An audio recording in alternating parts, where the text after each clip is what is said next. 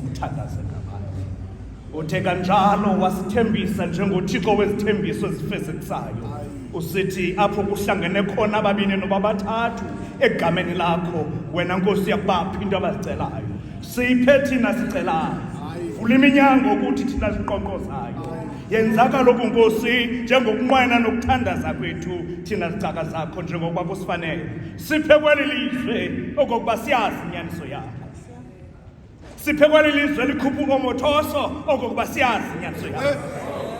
Siphe kweli lizwe ekujikelena abantwana bezalwa umfazi omnye oba siyazi inyaniso yakho.